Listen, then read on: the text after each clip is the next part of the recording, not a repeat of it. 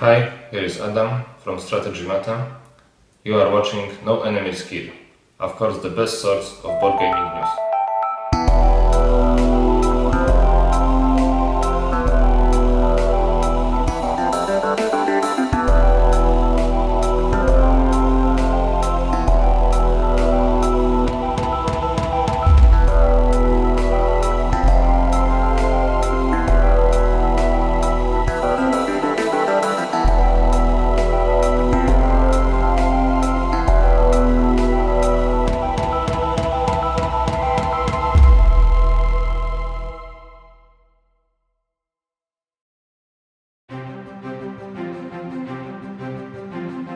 People of the interweb, look, when it comes to new releases, I try to search stuff here and there, go on this page, that page, and try to, consolidate everything.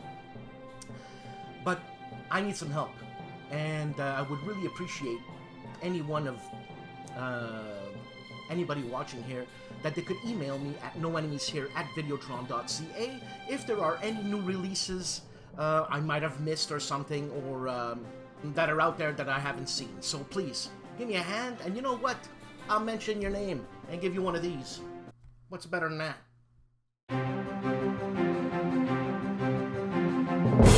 Flying Big Games and Forwards, a Crowbar expansion. This is a complete box expansion for the game Crowbar, designed by Dream Team designer Herman Lutman. A game for gamers, made by gamers, by Flying Pig Games. GMT and Labyrinth, The Forever War, 2015 to, well, forever. The expansion is designed by Trevor Bender. And what you get with this game is a combined rules and play and playbook 120 event cards, 3 double-sided 8.5 by 11 cardstock reference cards, 13 new markers, and a large game expansion style Ziploc bag in lieu of a box. This is a 1 to 2 player game that includes a full solitaire system. The time scale is 6 months to a year per turn. Complexity medium, solitaire suitability sky high. Lock and load and rise and decline Third Reich, the card game. Lock and load is just kicking butt. And what you get with this game is 195 cards, a rulebook, and a heavy-duty box. This game is designed by John Prados. What, and I should be happy with this, eh? The players now have 6,000 subs. I mean, it's a reason for them to celebrate. And what about me? I want to celebrate, huh? I want to have 6,000 subs. And by the way, they said they don't need any more subs. So let's celebrate their last sub, their 6,000. Congratulations, Players Aid. It's time to dance.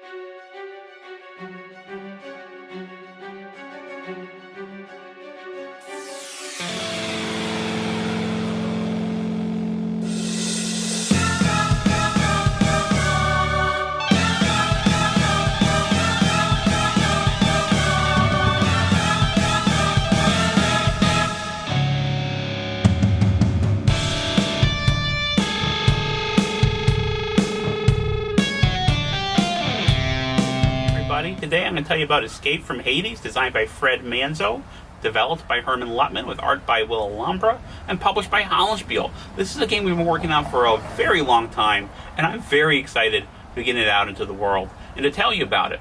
Now, in this video, I'm not going to cover the actual mechanics or all the cool stuff, because I'll just be sitting here saying, oh, this is cool, I like this part, oh guys, here, how about this, isn't this neat? And that'd be a very long video. So instead, I'm just going to give you an overview of the situation, of what you're trying to do and how you're trying to do it, and one of the cool things about the game. So, the game takes place on a space prison, and you're trying to break into the prison, rescue some people, and then break out of it and skedaddle on your spaceship. And as you might be able to tell from the cover, the space prison is cylindrical in shape. And the game represents this with 2 maps that connect to each other at specific points, and each map wraps around on itself. So to help you visualize this, I have a visual aid. This accessory is not provided with the game. We actually don't sell it on our store, but I've been told you actually can get this at your local convenience store or grocery store. Who knew? So we have a cylinder here, and this is going to be our stand-in for the space prison. So the outside has its own map, which wraps around. The inside has its own map, which wraps around. And then it's connected at certain points where there are maintenance shafts for defense works, rail guns, missiles, lasers, all that good stuff. So you're actually going to land on the prison, blow a hole where defense is, go into the shaft on the inside of the prison, rescue people, get out of the shaft, and get your ship to come get you before, you know, everything gets blown up. So let's look at the actual maps to give you a sense of how this works. So this is the Inferno deck. This is the outside map, the red map as we call it because it is red. And as you might see, you have at the edge of this numbered hexes, and if you move off, this is a bad guy, but he's going to move off that hex. He's going to show up on the other side. Easy peasy.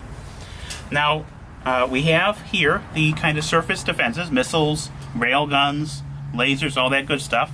And you're going to have to be able to attack it, damage it, blow a hole there, and then you enter it to get onto this map, which is the Purgatory map, which I mispronounced. Anyway, you're going to get on the map, and you're going to be going and opening doors, trying to find political prisoners. There's a princess you got to rescue. There's some elder aliens somewhere, but you don't know what room who is where. You could open this door, and there's a fuel tank, and it explodes and attacks your guy. That's no good. You can open this door. Oh, there's the princess. We need to get her out of here. You can open a door, and there's one of the evil Gorgons who is trying to blow up the prison while you're on it. All sorts of crazy, chaotic things happening here, all while you're fighting off aliens and such. And as the game goes on, more and more aliens are going to populate. You don't have very many units. What you've seen is like most of the units you have a handful more. The other guys have a bit more than that. That's a lot of units. And while all this is going on, while you're fighting your way into the prison, trying to find people, trying to get out of the prison, you also have a third element going on, in that you have a space battle going on in orbit of the prison with your spaceship. Look at this counter, guys. I love this counter. It's shaped like a spaceship. And you're going to be fighting fighters and those surface defenses, the rail guns, the missiles, the lasers, and so on. And they're going to be attacking your spaceship. And as they attack your spaceship, you're going to be losing the abilities of your spaceship. You have some shields, you have some weaponry, which you're using to fire on the fighters and on the railguns, etc. You have your warp drive, so that you get in and out of places. You have electronic warfare that helps suppress some of those surface defenses. You have a laboratory for your scientist dude who has a bow tie. Look at that, that's neat. And you have the living quarters where your people are.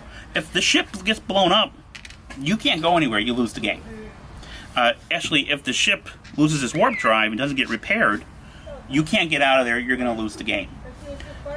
So, that, in a nutshell, is some of the crazy stuff going on in this game. I really, really love it, and I'm really excited to tell you about some of the mechanics, which I will in another video, but that's the basic situation. You are fighting your way in, you're fighting your way out, there's space battle going on, there's explosions, there's craziness, there's this deck of cards that I hate. This deck of cards, every time this gets flipped, something bad happens. It's great.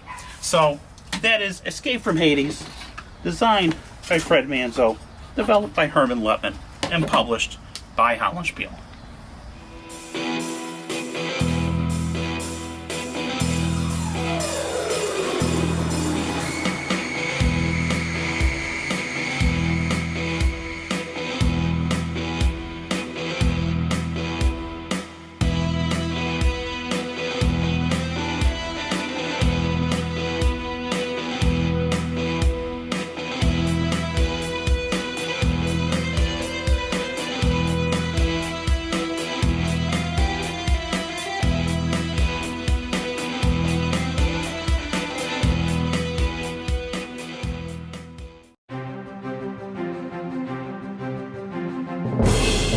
Okay, so let's get on with what's goings-ons in the What's Goings-On review playthrough unboxing world. GIMPY of the GIMPY Gamer is doing Fallout Wasteland Warfare Solitaire Part 1 and Part 2, and also has a Lock and Load Publishing World at War Bootcamp number 15, Assault Action. Wargamer Arnaldo put out a gazillion movies, or videos I should say, this week. But one of particular interest to us maybe is a Wings of Glory game, Tripods and Triplanes, a game by Andrea Angelino, Marco Maggi, and Francesco Nepitello. And the gentlemen of the Players Aid, Alexander and Grant, are interviewing at the Buckeye Game Fest Jeff Kayati. Grant unboxes Matthias Kramer's Watergate, a game published by Capstone Games. Alexander reviews Robin Hood, published by Worthington Games. Well, you never know when another video is gonna pop out with Grant and Alexander. Grant and Alexander of the Players Aid are reviewing Warfighter World War II Pacific expansion from DVG. Wanna know what's happening on the big board? I'll tell you what's happening on the big board. Kevin Bigman, CEO for life, president and all kinds, is unboxing, or unpacking I should say, Quick Red Storm with a warning on it. So, I haven't checked it out. I don't like warnings. I mean, he could be, showering or something. I don't want to see that. This is a game designed by Douglas Bush on the system of Lee Birmingham Wood and published by GMT. Mo of Mo's Game Table is unboxing Christopher Vorderbruge and Mark McLaughlin's game Ancient Civilizations of the Inner Sea, a game published by GMT. Mole's also taking a look at Strategy and Tactics number 263 preview, Würzburg Pentomic, the battle that never was. You don't see the contradiction there? If there never was a battle, how can there be? Yeah. And the chief of Bonding with Board Games is unboxing, yes he is, he has it in his hands, Conflict of Heroes, Storms of Steel, Kursk, 1943 3rd edition, a game published by Academy Games. And Jeff the Capuano takes a look at Anthony and Cleopatra, an overview, the final war of the Roman Republic, a game designed by John Thiessen, published by HOLLANDSPIELE. The Itinerant Hobbyist is doing a setup of Lock and Load's publishing scenario, Under the Claw. So I read here that it's near Arancourt. I'm assuming it's from the module Heroes of Normandy. And in another video, the Itinerant Hobbyist gives us an after-action report, AAR, of Under the Claw of Turn 1. Lock and Load Publishing and a shellacking's worth of videos done by the GIMPY Gamer for World at War 85. I'll just go through a few of them. Combat results, Move and Fire, these are all boot camps, Assault Action, Indirect Fire 1, 2, 3, 4, and 5. Check it out, Lock and Load Publishing.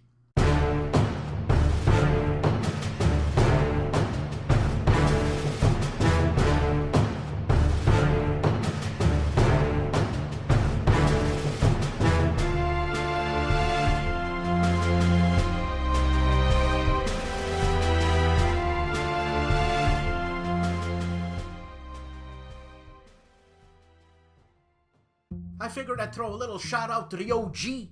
Seems busy, didn't put anything up this week, so OG, this is for you.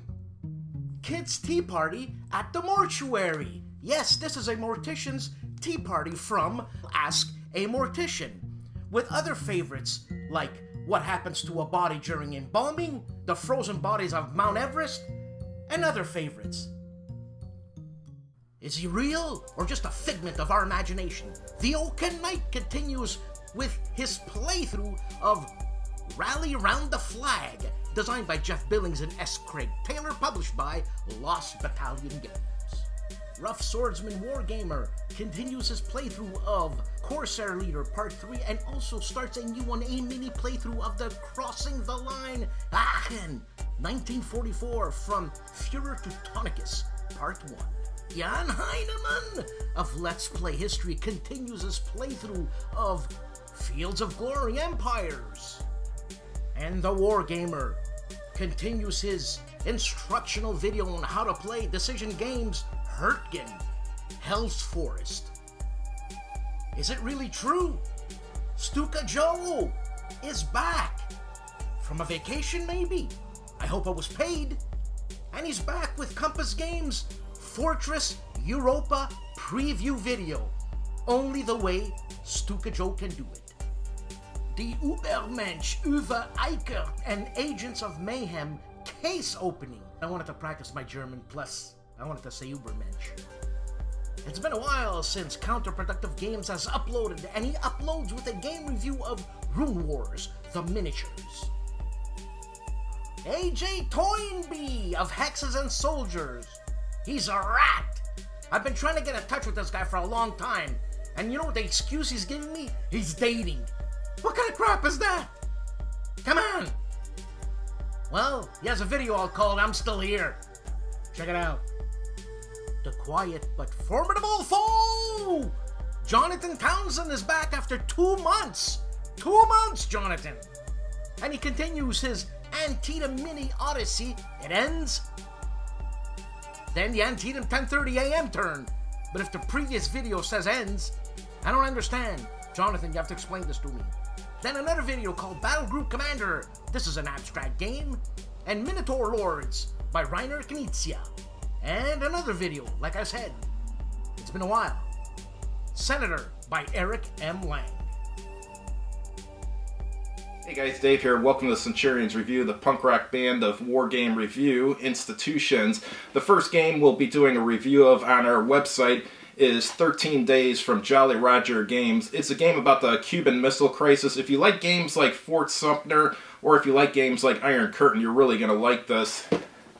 First game we'll be doing a first look at on our YouTube channel is Aces High from Simulation Games. This was originally published in a magazine. It's a World War I dogfight game, but now they later published it in a box game. It looks pretty interesting.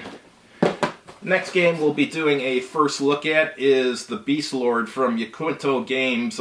Looks like it's a game about fantasy warfare and fantasy wizardry. Looks kind of interesting. Hope to see you guys soon on our YouTube channel and on our website. Have a good evening.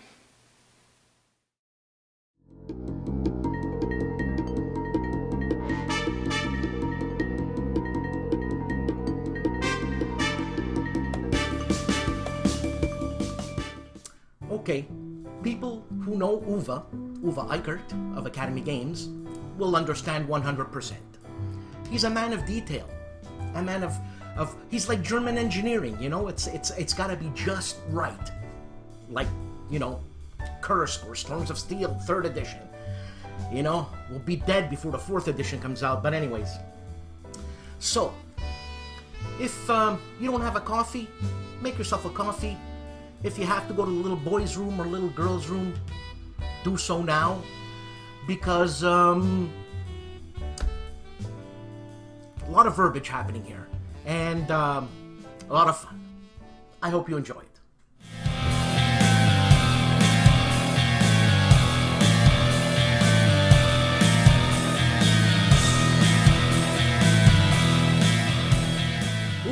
Uwe Eichert, thank you very much for taking the time to answer these 4 questions. Well, hello, Duce. Thank you so much for having me today, and I'm looking forward to going through some questions with you and just talking about life and your showering habits and everything else that we usually talk about. So thank you again. I know you're a busy man. And, well, here goes question number one. You know what?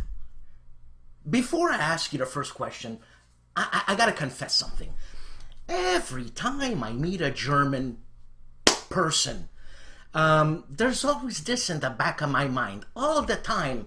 And, you being very German, you know, because you sprechen Sie Deutsch everywhere. I mean, we were having supper and lunch, and you and Carrie turn around and you sprechen Sie Deutsch to each other, you know? I mean, us Italians, Greeks, we do the same thing. But anyways, let me show you this clip, because every time I meet a German, this is always in the back of my head. I can't help it. I can't. I've got too much to do. Listen, don't mention the war. I mentioned it once, but I think I got away with it all right. So, it's all forgotten now, and let's hear no more about it. So that's 2 egg mayonnaise, a prawn Goebbels, a Hermann Goring, and 4 colded salads. No, wait a moment. I got a bit confused here. Sorry, I got a bit confused because everyone keeps mentioning the war. So could you... What's the matter? It's all right. Is there something wrong? Will you stop talking about the war? Me? You started it? We did not start it. Yes, you did. You invaded Poland. Yeah, it's a chair. You're like this one. There's this woman. She's completely stupid. She'd never remember anything. And her husband's in a bomber over Berlin. Oh, sorry. Yeah. She'll love this one. She'll laugh at... Leave her alone. No, this is a scream. I mean, I've never seen anyone not laugh at Go away! Look, she'll love it. She's German. No, Mr. Potter! What?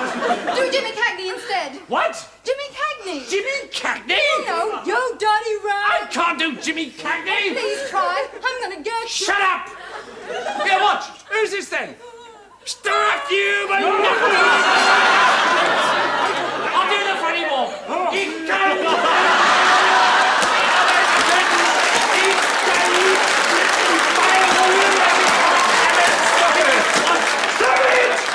I'm trying to cheer her up, you stupid kraut! Funny? Not funny, you're joking! It's not funny for her, not for us, not for any German people. You have absolutely no sense of humour, do you? This is not funny! Who won the bloody war anyway? Yeah, that's one of my favorite Monty Python videos also. For me, that's one of the funniest things I've ever seen. Maybe because, you know, a joke is, there's reality in a joke, and, you know, I've been touched by the war, so have you, and so have countless other tens or hundreds of millions of people. But anyways, from now on, I won't mention the war. Well, you know, the war does bother some people, but my people weren't really affected that much, my family in 878 and the Viking invasions of England. So thank you for your consideration, though. Question number one. Please, don't go off on a tangent. Uwe, it's a 40-minute show. Let's not turn it into a 2-hour show, capiche? Eh? I mean, if I was with you, go off on a tangent for sure, but you know what I mean. Anyways. Well, heck, who's already got a 5-minute intro into this video? So, come on.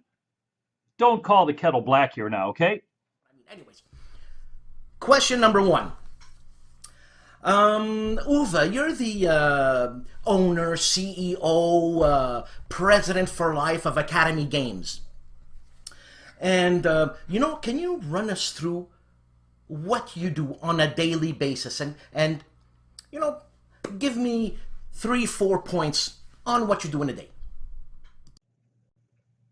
Wow, that's a great first question, Duce. The first thing I want to say is my day, I use a program called Gleo, G-L-E-O-O, I think, and it allows me to track constantly what I'm doing during the day, and then I can track at the end of the week and see exactly how my days were spent. It keeps me on track, again, another thing for accountability. We also, of course, use teamwork between all of our team members around the world. We have salaried people in Europe, the States, of course, and, well, that's it, Europe and States. But Europe's pretty broad until they all unify into the United States of Europe, or whatever they're going to call it.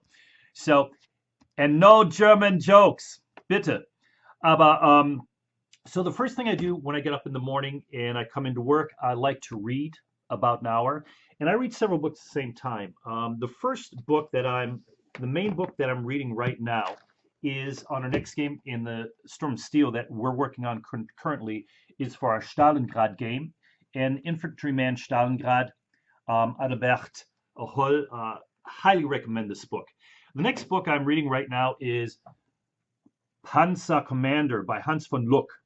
And great book that was recommended to me, highly recommended.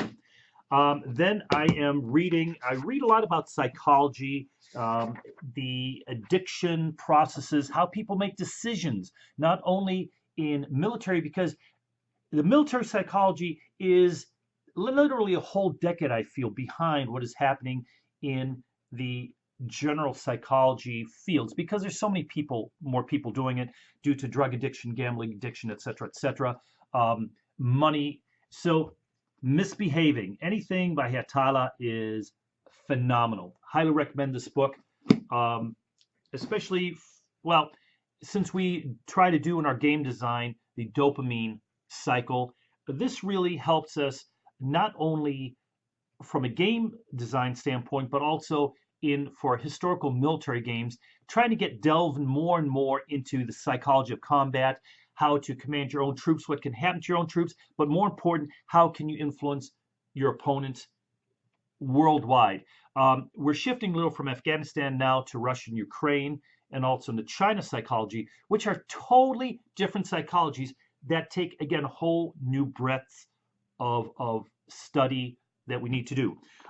Highly also recommend by Karl Jaspers, his psycho series of books. I'm reading this one right now. It's a pretty dry read. I only get about 10 pages a day, but very interesting. I do believe this has been done in English. Next book I am reading right now, Big West. I love everything he does. 1 Million Steps. Good one. That's a page turner. I'm reading The Goblin Emperor right now. It is phenomenal. I can't show that because I'm reading it on my Tinder account, and I just started reading it about a few days ago, and it's The Goblin Emperor by Catherine Addison. Holy cow. I love sci-fi and things like that. If you haven't read the Red Rising series, the first book in the series, holy cow. Red Rising. You will thank me for it. Then I have two reference books that I go to back and forth all the time when we're doing World War II designs. The first one is by Oxford Press, Germany in the Second World War. It's a series of, I believe, 8 or 9 books. I have 5 of them. They're pretty expensive, but the most they've just been put out in the last decade. Phenomenal. It's phenomenal. And then my other go-to book is by Otto Weidinger, Division des Reich. Just from standpoint, it's a series of 5 books. I have 5 books that the detail and just the day-to-day things that they had to do, very, very good read. I do not know if this has been published in English. I only have the German versions, but highly recommended. So then afterwards, then I usually do my emails and my phone calls. I try to do my emails in a 2-hour slot between 10 and noon, and then I don't try to get to them till the next day. Otherwise, you don't get done. I do a lot of phone calls because I have a lot of our contacts and military contacts in the medical fields, just friends worldwide, that we're trying to, you have to keep on top of with any questions using their expertise. To me, that is the threads that you have throughout the world, and the little talks and the suggestions and the ideas and the expertise that we get out of that is number one. I'm getting phone call after phone call. I'm just always hit the red mark. Then around noon, I eat lunch. As many of you know, I'm what we call hillbilly vegetarian. I eat mainly vegetables, nuts, fruit, beans, lesions, and stuff like that. And any animal that eats mainly leaves, vegetables, stuff like deer, rabbit. If I gutted it, it's good, and we eat it. So I try to stay away from processed meats with all the crap in it. Then I go out running with the dog, Ziggy. Hey, Ziggy, wo bist du denn? Komm mal her. Ziggy's my border collie. Come on here, yo. Anyway, he's laying. He always gets into any. If there's something this high, he'll squeeze under it just to. I don't know. It must be a dog instinct. But if there's like a couch or a little thing he can get his 52-pound body into, he'll squeeze in and he's stuck in it. Hey, Ziggy, sag mal hallo. Wo bist du denn? Hey. Well, he's out. We just went for a ride, and I run with him, and then in the afternoons, I take a bike ride with him because he's good at 12 miles an hour, 12 miles per hour for about 2 miles, and then I have to go down to 10 miles an hour for the next third or fourth mile. And that's how you keep a border collie all calm. Next then is I do the design work from 1 to 3 or 1 to 4. And that's where we're working with our partners on their games and games that we're working on internally. I work with Gunther, who's our head of design and new game development. And then I love watching Mayberry, the Andy Griffith Show, Ernest T. Potts. I tell you what, that is my Bible on how to live life. Mayberry, if you haven't watched the Andy Griffith Show, it's 8 seasons of pure genius. Almost genius, but genius. And then we have our team meetings. We try to have meetings at least once a day, go over projects, what everybody's working on, etc. Question number 2, or maybe a statement. But anyways, let's talk about your name, Uva. In Italian, uva means grape. You know, not very masculine, but, you know, wine's good. But when you were young, in Germany, running around, doing whatever little German children do, I mean, you're not the most masculine. Well, when I say most masculine, yeah, sure, you're masculine, but you're not Arnold Schwarzenegger or Rob Oren, you know, the strong man of war games. So having a name like Uva and you being tiny little blonde hair, skinny little German kid, how did you ever make it out of high school? Komm doch, liebe Kleine, sei doch meine, sag nicht nein. Soll's bis morgen früh. Oh. What do you mean I'm not manly? I think I'm very manly. But you know what? You're right. I always seem to have gotten into fights when I was little. But the good thing is, when we moved from Solingen to Bayamón, Puerto Rico, we went to a private school, and it was like you're 5% European, and the rest is Puerto Riqueño. And so I was a minority there. And we went to math class in the morning, and then the next class we'd go to science, and the next class we'd go to fighting class. So we were taught in second grade, starting in second grade, we started out with judo, and then in fourth grade they started going into a very aggressive type of Muay Thai type of combat, because everybody was paranoid at the time we were going through the statehood rights and the sombreros against the, you know, the La Palmas and all that, and the riots and all. It was a great time to grow up in an area, not as bad as my cousin who was going through the crap in Venezuela, but it did teach us. We had to go to fighting class every day. So when we moved to America when I was a young teenager for the first time, I didn't know what prejudice was. And with a name like Uva in Spanish, meaning grape, which in German, of course, is Gott des Weines, we're the god of wine and frolic and happiness. But they called me, my nickname in Puerto Rico was Crush, because we had Grape Crush. We didn't have Coca-Cola, we had Grape Crush.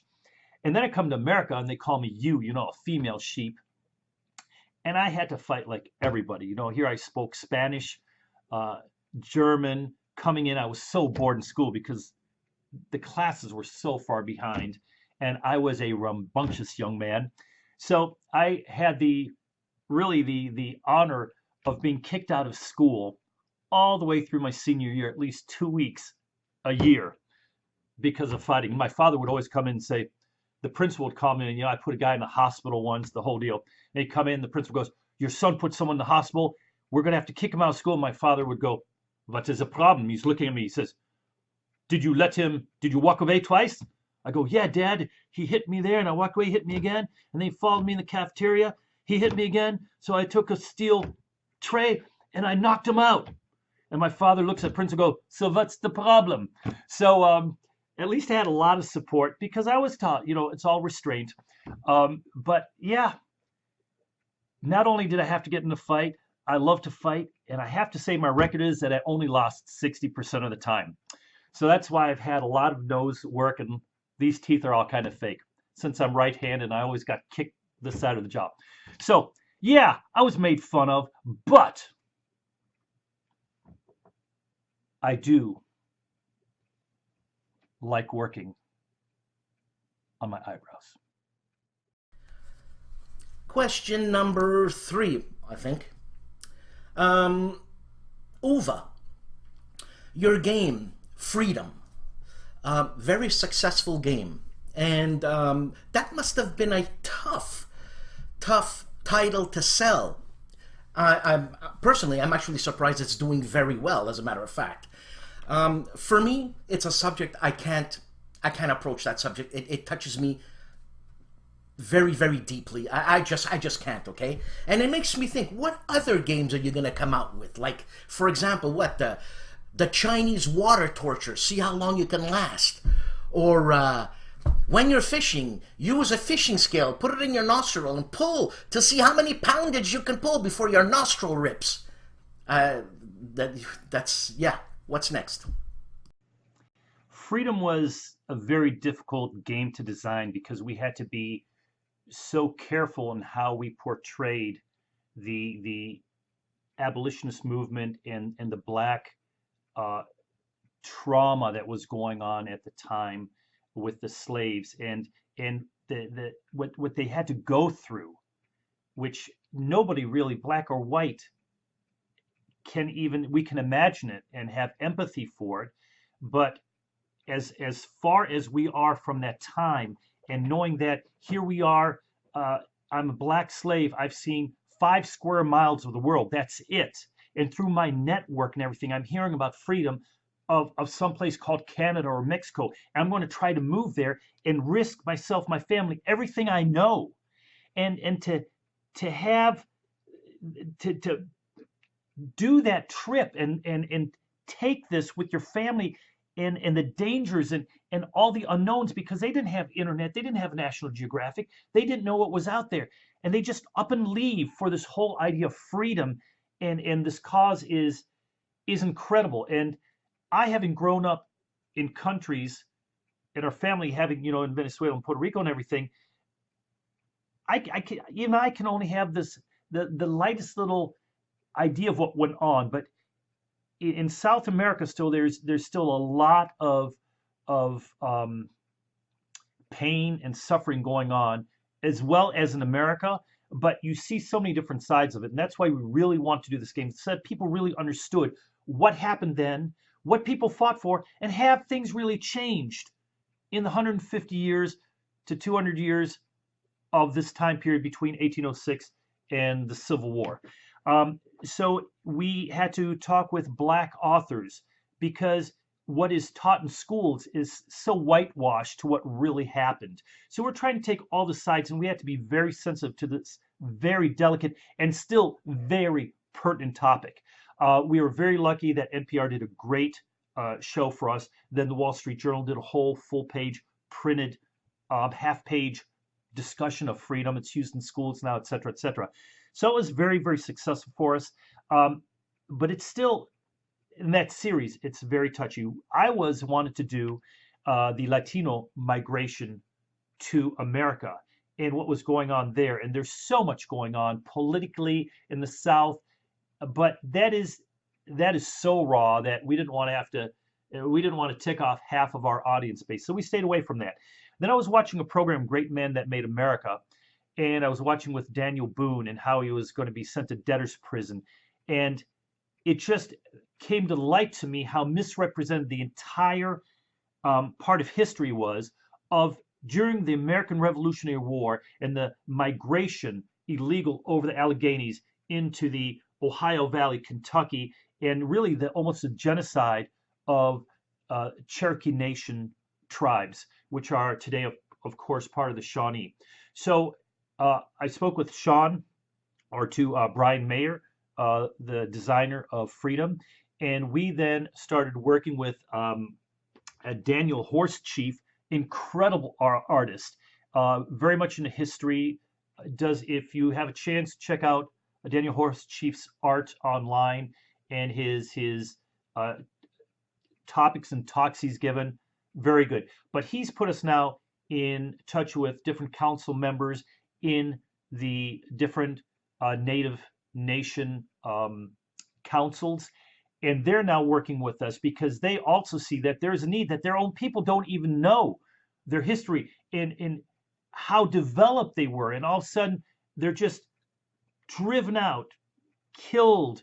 The internal strife between the different Cherokee factions and the different Indian nations in the area. So fascinating. So that's what we're working on right now, trying to make it that the players are now playing the different factions of the Cherokee and Shawnee tribes and different tribes in the area against the influx of the people trying to get away from the American Revolutionary War, which a lot of them were people just not the best part of the culture, just trying to get away from the military duty or crimes that they've done to come where there was no law and they could just gain riches easily.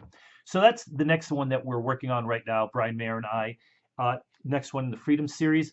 And again, we have to touch it very sensitively, but the support that we have from the Native councils and everything is phenomenal. And working with them tightly, we really want to put out a game that highlights this era. Awakening the Bear, 3rd edition, available now.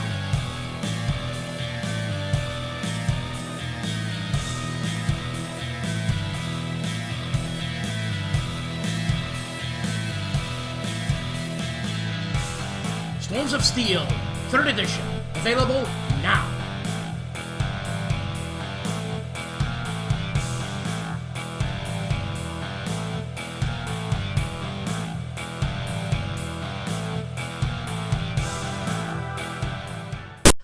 Would you encourage people to go into the board game publishing business? Because personally, I'm a homebody. And yes, I like going to cons of my choosing. But it's a business. You've got to travel. And every time I talk to you, you're traveling somewhere. Like you're never home.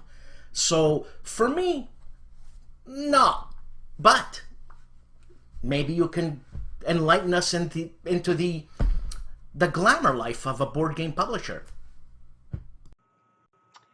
The glamour life is incredible. It is incredible. These are just fan letters that I've received this month alone from people. And it's not like Beyonce and what she gets. She doesn't even get letters. So my fan base is maybe all over 80 and they still send letters. Wait a minute. Oh, I'm sorry. No, these are tax forms. Hold on.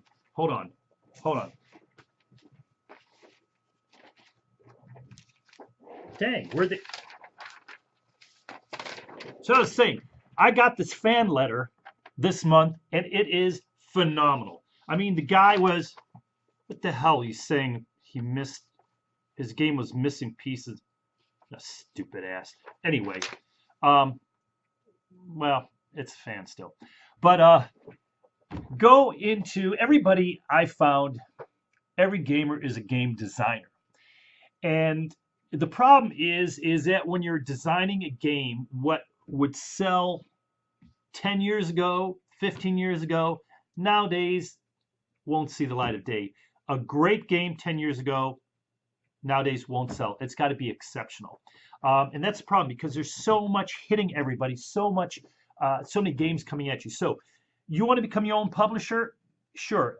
90% of my day is spent taxes, business. Between the questions, luckily, the way Duce runs this interview, which is phenomenal. He does give me a time to answer phones. I just was on with accountants where I had to fill out forms, scan them, send them out. I got a call from 2 people in between. So it's pretty busy day. As I say, I only do my emails in the morning, but with the accountants pushing now for the tax season and everything, we do have to take that into account. So what I found is if you like designing games, do not start your own game company unless, number one, you've had several businesses before. You have the infrastructure. I mean, I had steel businesses. I had all kinds of businesses where we made a high-end cutlery tools, different type of knives, different tools for the military, the stuff in the space stations. We had a lot of tools up there. We, being a metallurgical engineer, mechanical engineer, now Gunther, biomedical engineers, most of our people here are professionals who've been in other industries. But unless you have a few $1 million, that's excessive. Unless you have 3 to 4 years of money set aside to pay yourself, your growing business, the rent, the electricity, all the inventory coming in, the salaries of the people you're going to need, the artists, etc., and you won't miss losing that money. So $1 million to $1.5 million, don't go into it, because to do it correctly and to make money off of it and to earn a good income, you have to have a good structure and have it well done. I usually tell people, keep your day job, do the game design, have a publisher such as us or Lock and Load or GMT or Worthington or Dan Varson's. Phenomenal game publishers out there who do a lot better for you. So no, I would not recommend going into the publishing yourself, unless also like me, I got my Appelschnaps here. It is now this weekend. I started and have. It is legal in America to Appelschnaps brennen, oder? But if anybody comes by, I've got some delicious 55% Appelschnaps here, apple schnapps, straight out of the little home cooker. It's a family tradition. It's our religious rights. It is our religious rights. And we've talked about this. You lecture, if I'm not mistaken, on the psychology of combat in military academies. Now, that's quite interesting. First of all, I've been working in psychiatry, or I'm working in psychiatry. It's 20 years. So where is your expertise in psychology to actually go into military academies and talk about this, which is very interesting?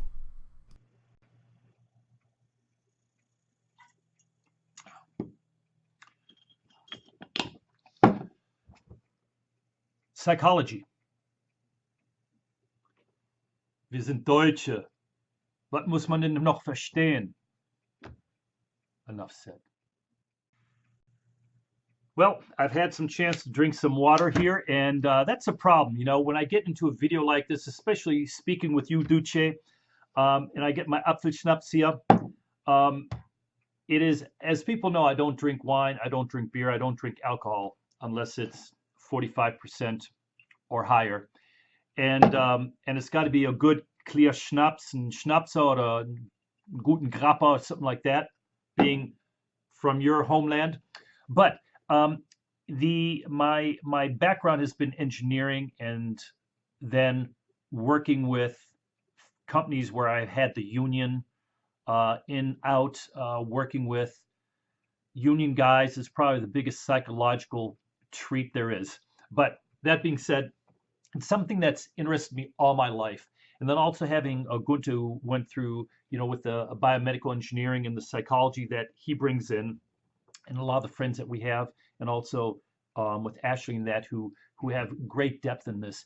It has been a passion of mine over the years, and I'm not some guy who went in and, yeah, wie geht's? Hello? I do have the password, but I'm doing a video right now, so I don't know, you know, the 3 people watching me here, I don't know if I can trust them, because it's a pretty untrustworthy. It's Duce's program, you know his fan base. So I'll talk to you then later. All right, thanks, Jim. So it's always been a passion of mine, and something that I've been really working on my own over the years, having people from around the world who are experts in psychology in these fields, working with people in Quantico, where they were really finding a need to bring in the cognitive suppression in combat. And this has been years ago, and that's why the big delay with Storm to Steel is because of this. So I'm not a guy who went to school, got my doctorate, sit in a class, force feeding what the books and people are giving to me. I'm a guy who for the last 30 years, it's been a passion of mine that I've been studying, reading, constantly going in. I've not had the expertise and experience that you've had working hands on hands with people like that. But from the standpoint of what I've gone through my life, through the psychology, living in different countries and all that, it's been a big passion of mine. And I'm very lucky to have a very good support system that keeps me on track and helps us really concentrate on these issues of the board game development market. Now let me get back to my schnapps. Question number 6. Uwe, between 1992 and 2007, I read that you ran your family business. And the business was high-end cutlery and high-end scissors for hairstyling. Now that's funny because anybody looks at you, you're all nicely coiffed, you know? Does that nicely coiffed Opie look come from your experience in the hairstyling business? Now, don't you be making fun of Opie, one of my favorites, Opie and Ernest T. Bass, Andy Griffith Show. Anyway, yes, I've had 7 businesses before I started Academy Games. I actually retired 11 years ago after I sold A. Eichert Company and Arias Corporation to Jarden Corporation. Jarden is a $15 billion huge company. A third of the things in Walmart seems to be from them. They own, K2 skiers, Columbia gear, ball jars, Ace cards, all kinds of stuff. So I had that. We sold a total of 7 businesses. Had Eika GmbH in Germany, which I then sold to a company, kind of totally divested, wanted to get out of the manufacturing and everything, and just enjoy life. And what I do then, finished off my master's in corporate valuation, stuff like that, and then started, just wanted to put out a game for the gaming industry, for the educational, that's why Academy Games. But then it turned out that that was harder to break into the school industry than into the wargame industry, which was still a little behind the times. So we came out with the Conflict of Heroes series that then went on. So the hairstyling, metallurgy, we made high-speed tools, that kind of stuff was great. Then we had our internet business, Networld Online, which then turned into one of the biggest online gambling sites, made some very interesting business, made a lot of good money on that. And then we also had other industries in bringing in specialty tools, the stuff in the space stations, International Space Station. A lot of the tools were ours. So with the metallurgy, we had some metasteel composites that we had patented and everything. So it was a good time. Worked with military and some items, and then that's how I got into military games. I also want to apologize.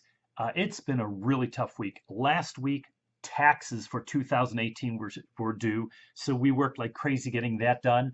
I am a Class 1 soccer referee, so they send me all over the place wherever there's contentious games coming up. So I've been having soccer games every night for the last few weeks. Pretty tiring, but it does get you in shape. Running, on average, I run around 10 miles a night, roughly around 16 kilometers between 2 games, full games I have to do every night. So I do apologize that it's taken a week. Duce, you can see the backgrounds, everything is a little different as I'm skipping through as I answer these questions. So you can see all these games ready to ship or are shipping. You're more akin to the Italian personage, the metrosexual look. Just by passing, my grandfather, he was hurt in Libya, okay? while he was fighting with the Germans. And he went to a hospital in Libya, and he met a nurse called Helga Eichert. Is there a chance we're related? Wow. Are we related? You know, I have to say, I love techno music. You think techno music is just... You get into it, that beat,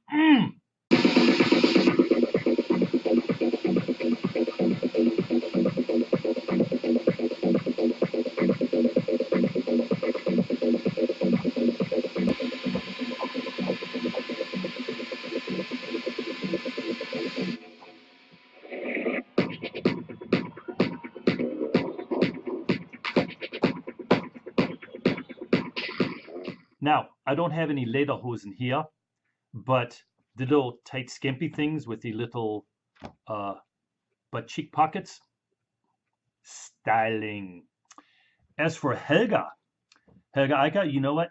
I could always tell that you were a man of intelligence. But the German people in general have really, because of historical things lately that's happened, the atrocities that the Germans have done, they've totally remarketed themselves. I think in 1948, a law was passed where American marketing carpetbaggers came in, and they totally redid the Germans. We are now a total peace-loving people. We make good alcohol, good beer, and good cars. So the history, it's all different now. We are now a totally loving metro people race. So I'm glad that you have come to that conclusion, and you found that the heavy marketing that has gone on. Like me, I had to go through 3 years of linguistics to try to get rid of my set that really still never worked. I still say balls and girls. But other than that, we are a fun-loving, nice eyebrow people. So I've got to get off this eyebrow thing because people are going to actually believe that. So anyway, but you know what? It could be that Helga Eichert was in our line, but my real name isn't Eichert. Our family name really is, my full name is Uwe Eicher with no T, Uwe Eicher von Rosenfeld. So the Eichert probably wasn't.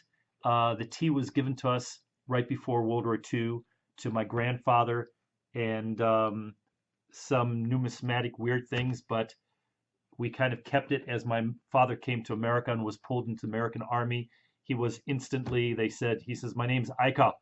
They go, well, your German passport says Eichert. He says, yeah, but it was a mistake during the war. They go, well, you're still an Eichert. So, but I would like to, I call you a brother anyway, especially if there's some free grappa involved. Uwe, going back to the game Freedom. Now, like I said, for me, that's I'm not going to play that game, Uwe. I just can't stomach it. Are there limits to what can be gamified? To what subjects can be gamified, in your opinion? To get serious again, and you should try Freedom, because your reaction to this is similar to what we've seen with many people. They go, oh, it's a game about slavery and abolitionism. It is an incredible, it won Cooperative Game of the Year because it is an incredible engine that is trying to bring to light a very important historical happenings that most people don't know about. Now, you'll play a game like what's a virus game where everybody gets killed?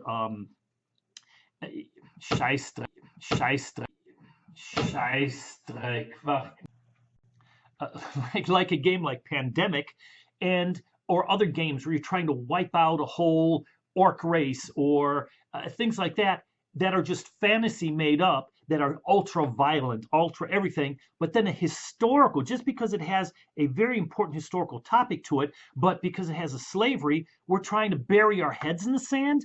No, that's the problem, because we've been so whitewashed in our portrayal of American history and what happened. And to really understand some of the things that are going on even today in our society, and trying to really bring true unity, you have to understand every culture's history as much as you can. So please try Freedom Underground Railroad. It is not some crazy game where you're having people killed and everything. No, it's a game where you're playing abolitionist causes and factions trying to change the law. It's an incredible worker placement game that has such an incredible design curve into it to bring the emotional aspects, the desperation of even the players, the design, and I've done videos on this game on the design cycles, on the psychological cycles that we put in on purpose. At the beginning, everything's easy. Everybody's in a good mood. And all of a sudden, the 1820s come when a lot of the laws were passed pro-slavery.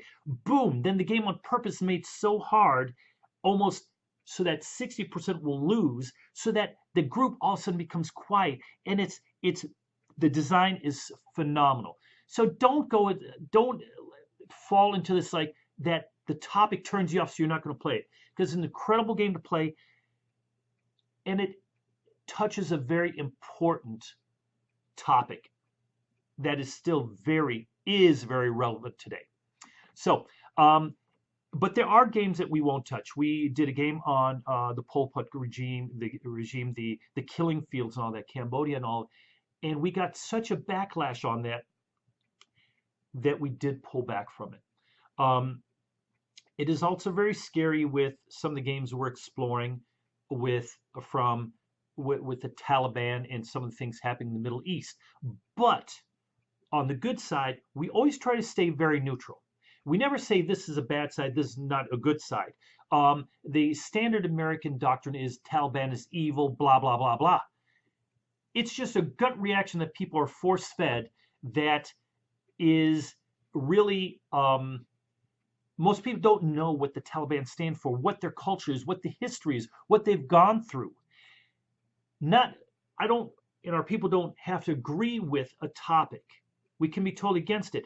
But in today's society, we have to be very neutral so that the people who play our games learn what the opposition, what the other people, how they think, what they're doing, why they're fighting, because that is a first step. Understanding is a first step to dialogue and peace. And that's what we all want, is peace. The average person doesn't want to go out and fight. These evil terrorists out there, where we're going into their country for our means of bringing peace, stability to certain factions, etc. We have one mindset, they have another. We need to show both of them neutrally so that players can see and get some interest to say, oh, really, I didn't know that? You know what?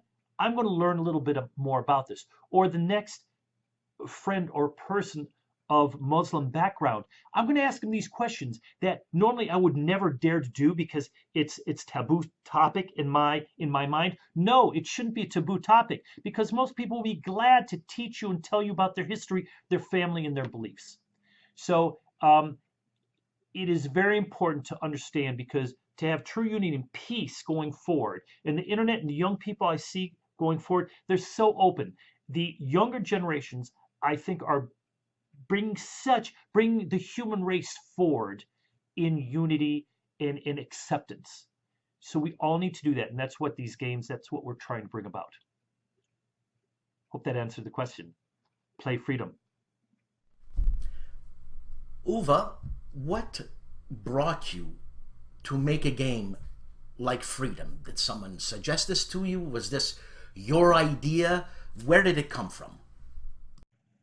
The Freedom Underground Railroad was, we saw it at a protospiel. Brian Mayer, he works for the New York Library Association, did an incredible job. We played it, and then we worked with him for 2 years on streamlining, making the mechanics, the gameplay, what it is today. He's a phenomenal person, such a great person to work with, and that's why we're also working with him on our Native American with the Cherokee Nations and Shawnee Nations. That's the first in that series. And then we want to even go out west and look at what the native tribes out there had to go through. To me, Academy Games began as a company to make games for the school industry. My first game designs weren't war games. They were Hot Circuit, which is a game about electricity, teaching about electricity. Then a game designed with Gunta, my son, on fluorocarbons and molecules and sciences, but still to this day, the school market with board games is so fragmented that it is very high barrier to entry. And that's why I went to war games, because I love playing war games. I grew up in Axis, not Axis and Allies, but Rise and Fall of the Third Reich, the Panzerblitz, Richthofen's War, all these incredible fun games. Dean Essick, my hero, what he did. Also, Flying Pig, Mark Walker, what he was doing at the time, and still is doing a great job with. I love playing the war games, but I'm more of a Euro gamer. I love playing Dungeons & Dragons, Pathfinder, Shadowrun, anything like that. So we were going after the educational market, and then went into the war game market first because it was the easiest barrier to entry, because the people were just so backwards. They were 15 years behind the Euro game market when it came to simplicity of play, the advanced type of game design, where I don't want to read a book this thick in order to play a good war game. We made ours much more Eurocentric, bring all the aberrant rules out, bringing into the game design system, so you don't have to memorize a lot like our brains can't do. Again, the psychology is very important, but learning how to present a very deep topic and a complicated subject in a very simple way that people can play, enjoy, and just subconsciously they're taking it in and learning. So that is why we're doing games like Freedom, because that's my main intent, was for the educational market and my interest itself. I love what's going on. I have a great interest in the ancient Chinese, the Han Dynasty, the Tang Dynasties, that whole era, what happened in the 1500s when the Chinese and the Buddhists went isolationist, because China used to be fingers everywhere, and I see it happening again. So that's why we're even going with our Chinese games in the history of China, going that direction in a very neutral way, because it has to be neutral, because you have to understand how their thinking was and how that pushes them nowadays in the directions they're going. There's no good or evil or anything. It's neutral, trying to understand the subject. So sorry for keeping on floating away. Uwe, I saw a video once of people in different languages saying the word butterfly. Butterfly, right? Like the Italians have farfalla, very elegant, very beautiful, very singable. The Spanish have mariposa, very nice, you know. The Frenchman's papillon, you know. And how do you say it in German? Nen Schmetterling, nen Schmetterling, Schmetterling, beautiful, delicate Schmetterling. What's the big deal? By the way, Henry Charrière did the novel Papillon, one of the best, my favorite top 3 novels of all time. Check it out. Schmetterling. Ich weiß einfach nicht, was du haben willst oder was die Frage war, aber ich wünsche einfach, dass du vom Thema nicht immer abweichen würdest. Denn ich habe eine Idee, wir wollten hier über die Spiele sprechen, dann gehst du einfach flott raus und fragst diese verdammten dämlichen Sachen. Bleib am Punkt. Uwe, can you say the number 555,555 in German, please? Where the hell do you get these questions from? 555,555. Simple. Now, I wouldn't be a good interviewer if I didn't, si j'abordais pas cette question ici, if I didn't tackle this question. Now, here's the white elephant question. Conflict of Heroes 3rd edition, Kursk. What gives, man? Are we ever gonna get that game? Like, what's the matter with you? Are you that nitpicky? I don't know what to say. I mean, God, who can live with a guy like you? I mean, okay, so look. Kursk, or Conflict of Heroes 3rd edition. What's the story? Please, give us some short answers, huh? Duce, you're like my frickin' wife. always saying, did you do this? Did you do that? It's been only 4 years. 4 years. 4 years. But, yeah, you know, it is finally hitting tomorrow. We're getting the games in. We're beginning to, from Ludofact USA, little quick story. We were going to print 2 years ago, but then we were at Quantico talking with them what they needed. We changed the rules to bring in the cohesion suppression. You as a leader, nochmal ein Anruf. Moment, please. Hey Gunther, ich bin gerade hier im Interview. Kann ich dich später wieder anrufen? Okay, tschüss. And we really changed with Gunther, who is on the line right now. We really took the rules and simplified them, streamlined them so that for military training it's much easier. We're working with some people there on a really cool, on their tactical decision type games. And so it's really exciting where we're going. Again, it's been very delayed, but we wanted to make this big change in the rules to 3rd edition, which are much more streamlined now, much more open to new players, but then bring in this whole nother layer of the units having this tendency of not wanting to continue into battle and going into, after mission objectives, if their lives are imperiled, if, for example, the psychological aspects of combat are coming in. So this was a really big part that we wanted to add, and I think we did it quite successfully. And a lot of people are going, why are you doing this, that guys will just stop moving in the middle of the field? That's so stupid. It doesn't happen. It happened all the time. Then also the difference between your forces and opposition forces. What is the relative probability of different units, the leadership, the communications of men breaking down or going into this cognitive suppression, as we call it. So it took quite a while. Then we were ready to ship last year, and I was not happy with the map boards. They were die waren gewölbt. They were coming in warped from China. Something happened. We did some videos on that. Finally, everything's done. We had them printed by Ludofact Germany. They came in over almost 2 months ago. We're supposed to be packed by Ludofact USA. They had some issues internally, frustrations, everything else, but finally, we picked them up. They're now going to Farian, and we have uploaded all the data, and we're going to be shipping next week to America. The games are then shipping immediately also to Europe and Canada. There'll be a 1 to 3 week, 4 week delay by the time Happy Shops in Germany ships to Europe. The Canadian ship, VFI in China, and Aetherworks in Australia. So they're on their way. Thanks, everybody, for the support and the patience. As I say, a shitty game every time you would play it is shitty forever.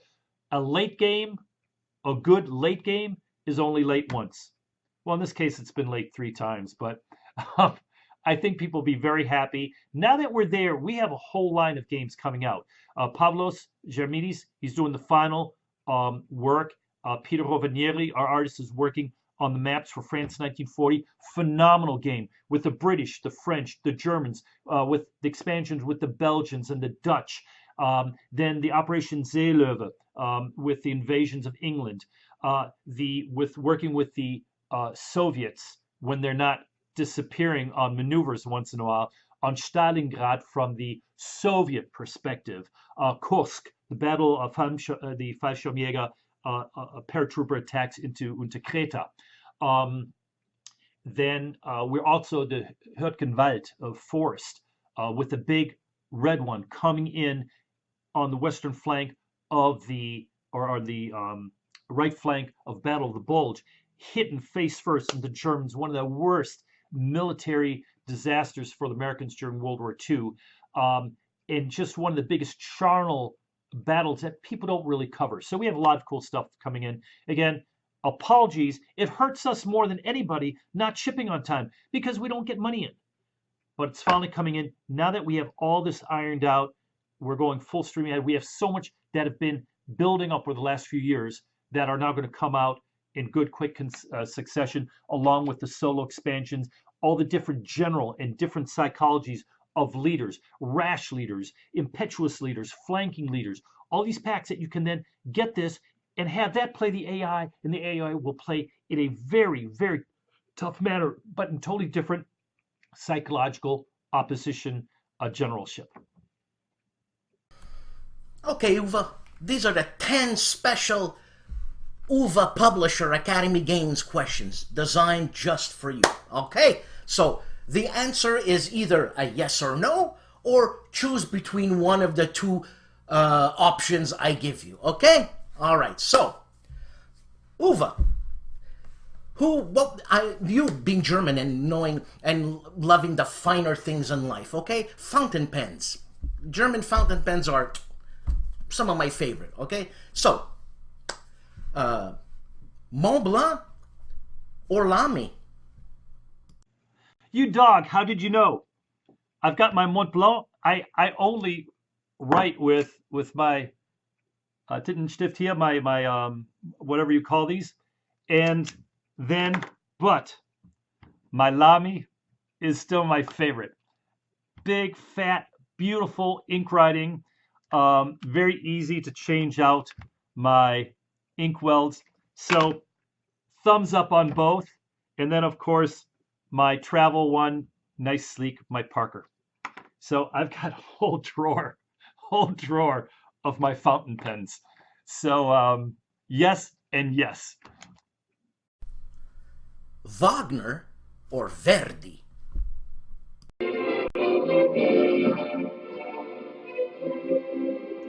Wagner. Veal schnitzel or veal saltimbocca? Wiener Schnitzel, of course. I don't even know what the hell the other thing was, but it sounds really salty. Bruno Ganz or Christopher Waltz? Das ist eine ganz einfache Antwort. Natürlich der Himmel über Berlin and the boys from Brazil. Oh, doesn't get any better than that. But I do want to put a little comment in here. Gregory Peck beats them all. Beats them all. Marlene Dietrich or L.K. Summer?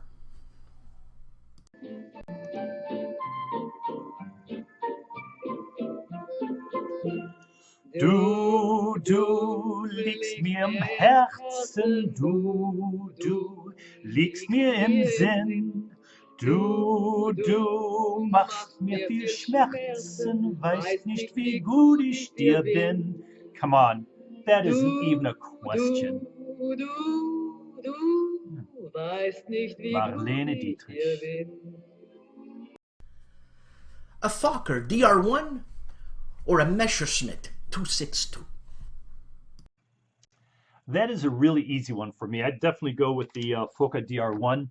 I had because they're so much safer, I had the privilege of interviewing one of the engineers on the design team of the Messerschmitt 262. And being a metallurgy engineer, it was so interesting speaking with him, because if you drove those engines too fast and they got very hot and then cooled, the pilot flying the plane that in emergency had to go fast then landed, the engine components in the jet engine would crystallize. The steel would crystallize because they didn't have enough molybdenum, not enough magnesium to make the steel tough from the heat to the cooling. And the next pilot that took off, the engines would just shatter and they'd crash and die. So definitely no Messerschmitt 262 for me. Who would you rather meet, Rommel or Guderian? Well, that's a tough one, but I'm going to go with Rommel just because I had, again, the very pleasure of interviewing Fritz Rahl, who was Fernspeher under Rommel through almost the entire Africa campaign. Interviewed him for hours, just wonderful, wonderful man. Unfortunately, he passed away 2-3 years ago. But the stories he told about Rommel and how he was always in the front line, the way he worked with his subordinates and the people, and the type of man he was, I would have found an honor to get to know him, just to be around him. And because he wasn't a man who wanted to fight, but when he had to come down to it, the loyalty and the support he showed for his subordinates and his men, very impressive. For Guderian, it could have been the same way, but for Rommel, everything I've heard, way to go. If you had a choice, the Heer or the Luftwaffe? Sorry, I didn't want to mention the war. Heck, I'd go with the Heer any day. I mean, come on. Who wants to be bald? Lederhosen or a Speedo?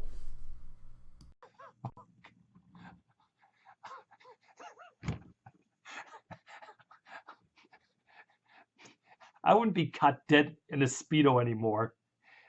And I'm afraid what would happen to me going anywhere in Lederhosen. So,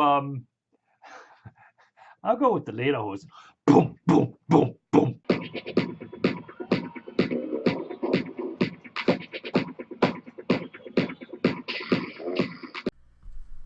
Gummy poopin' or gummy bears? Gummibärchen oder Gummipuppen. Wow, that's a new one.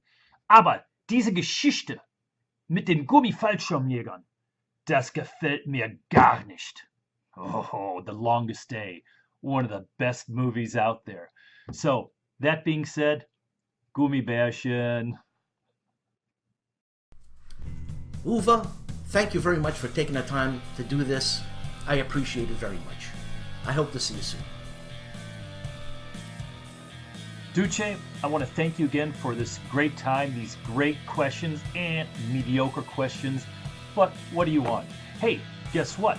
You can see behind me here, Agents of Mayhem and all the expansions all came in today, a week early. So we're off to Cleveland to Farian Enterprises to begin shipping. Also, Storm to Steel 3rd Edition. We've been shipping all week. And Awakening Bear 3rd Edition, we've been shipping all week. So we're off to get some work done. Thank you again. Hopefully we didn't insult anybody out there. We're just having a good time. And I appreciate the time and effort that Duce does with no enemies here. Everybody, always give him a big clap on the back because it takes so much work what he does on a weekly basis. Duce, thank you, thank you, thank you. And have a great fall, people.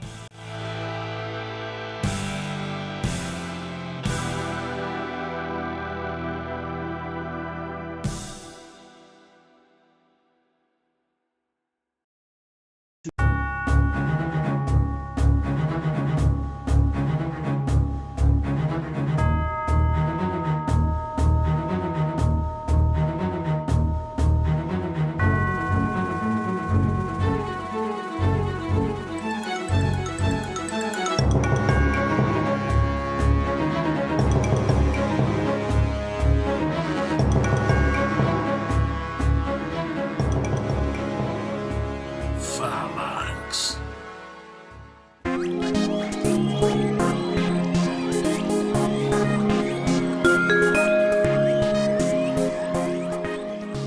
But today we're doing GMT. GMT. GMT. 2,240 counters. Think about that. What are you doing? I'm thinking, Pa. How long can it be? So you want to play the Grand Campaign? It takes 80 hours. But we play games on the weekends, Pa! Oh my God, shut up! GMT also has Euro games, designed by some wargamers. Now that's a bit of a different twist, and I'm going to do a series like that, and it's going to happen soon. Pa, did you see those games? I want those games, the dinosaurs, I want them now. You're interested in samurai battles? GMT. In Greek battles? GMT. Roman battles? GMT. The San Marino Game Convention. 2020, the 1st, 2nd, and 3rd of May in the Palace Hotel San Marino. Where's San Marino? Well, it's in Italy. And what does it look like? Like this. Kansas City War Game Festival. It's called Historic Kansas City or Historic KC Fest in Kansas City, Overland Park Convention Center, June 26th to the 28th in the year 2020. The San Diego Historical Game Convention, November 8th, 9th, and 10th, 2019. at the Henderly Hotel, 950 Hotel Circle North, San Diego, California. RockCon 2019, October 25th to October 27th at the Tabala Event Center, 7910 Newburgh Road in Rockford, Illinois. Compass Games, New Direction in Gaming. Compass Games Expo 2019 from November 8th to the 11th at the Red Line Hotel in Cromwell, Connecticut. Board Game Geek BGG Fall 20 to 24th of November 2019 at the Hyatt Regency in Dallas, Texas. Another week, another show. Yes, this was on the longish side. Leave it up to Uva to make things long and interesting and funny and weird, like this show was. We're probably gonna come back to normal next week. I'd like to give a shout out to Mark Russell, my new supporter. Please support this channel. Thank you to my subscribers. Subscribe in big numbers, like in huger numbers, and hey, I'll see you next week. Have a good weekend. Ciao.